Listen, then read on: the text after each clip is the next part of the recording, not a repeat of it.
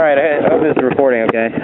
Making a quick little video here about beginner bikes, because that is one of the biggest questions I get, and I'm not one of the most popular motorcycle vloggers on the internet or anything, but I do get a lot of questions about, oh god damn it, I get a lot of questions about beginner bikes. People seem to think that if it's not the fastest bike in the world, it makes it a good beginner bike. I always get comments like, oh, a CBR is 600RR, is that a good beginner bike? And I'm like, are you being serious right now? Or like, I want a 1000RR, but I'm thinking about getting the 600RR to learn on. And I'm like, you just don't know what you're talking about. And people seem to think that the 250R is just ridiculously underpowered, and they're going to be bored with it in a week or whatever. If you get on a 250R and you are bored with it within a week, you're doing something wrong. Really. If all you're getting a motorcycle for is like straight line acceleration, you know what? Go out and buy yourself fucking Hayabusa as your first bike. Do it. Get a Hayabusa. And then you call me and let me know how that works out for you. Anyway, beginner bikes. What I would recommend, you're going to have to pick your riding style to begin with. It's not like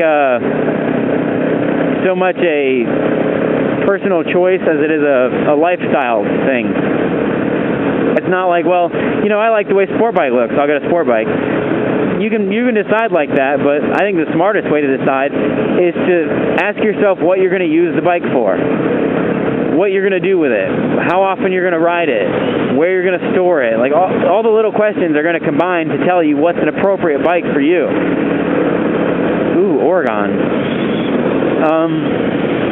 For me, I wanted like something that looked fast. I wanted something that looked cool. I liked sport bikes. I wasn't planning on using it as a primary mode of transportation. I just wanted to ride a cool bike, basically, and wow, that sounds retarded because I bought a 250R. So my first bike was a 500R. That was too fast. It really was. I crashed it because I was an idiot.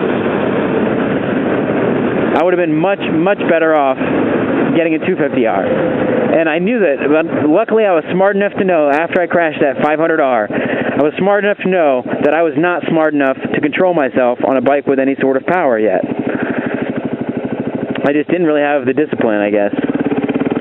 So I bought a 250R next because I'm like, I'm going to get back into riding after I took the rest of that riding season off after I crashed in 2005. And then I bought a 250R, and I love that bike. It is an excellent bike. And that's what I would recommend pretty much anyone to learn to ride on. They say, you know, it's your first bike, it doesn't need to be your last bike. Because for some reason, everybody seems to think like, they act like if they buy a motorcycle, the last motorcycle they can ever buy. Or, I don't want to buy a motorcycle and then want a different motorcycle the next year. Fucking get over it and buy a bike that's smart that you're not going to kill yourself on. Would you rather buy a 1000RR and kill yourself on it? Would you rather buy a 250R, learn to be a good rider, get a 600RR or something else, or even jump straight to the 1000? You could probably do it. The big thing is, you're not used to riding a motorcycle at all. It's different. It's completely different than being in a car. You need to be much more alert. You need to be much more focused to be able to do it safely. I'm going 38 into 35. You want something that does not have a lot of power. You want something that does not cost a lot of money. Why is that? Because you don't want to at 12 o'clock a motorcycle learning to use the clutch. Even if you already know the clutch controls, you don't want to bring the front wheel off the ground. Because if you're not familiar with exactly how a motorcycle feels and exactly what to do to control the motorcycle, and you bring that front wheel off the ground, you stand a very good chance of killing yourself, or at least getting injured or crashing your bike.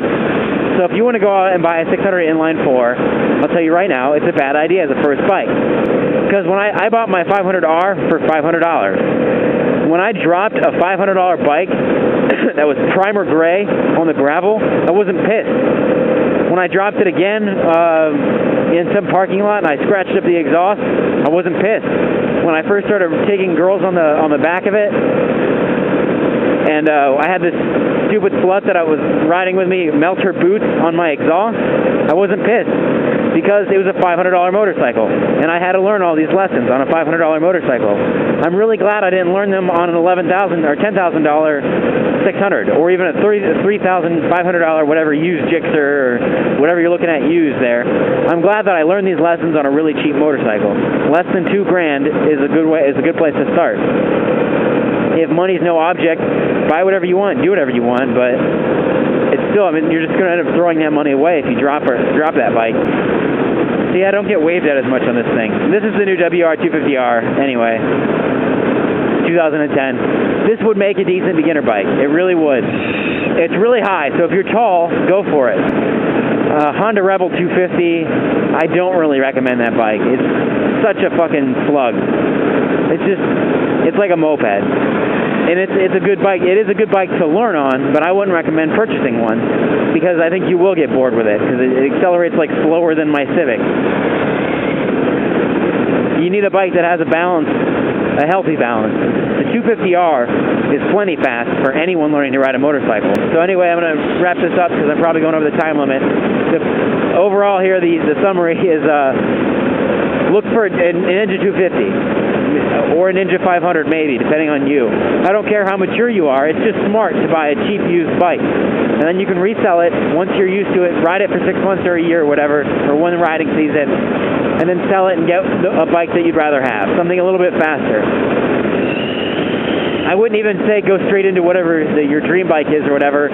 Find a good transition bike. So if you really want to ride a 1000 sport bike, go buy yourself an Ninja 250, learn to ride, get used to riding, and then get yourself a 600, a used 600, like a used Gixxer 600 for like $3,000, and ride that. You're used to the power on that, and then you make the step to the 1000, and it's a pretty big leap, but it's manageable for you, and it'll be a lot safer and smarter to do it that way. It'll just decrease the chances of you having to replace that new 1000cc bike because you did something stupid on accident. So hopefully that will answer all the questions about what's a good beginner bike, because it's going to be a 250.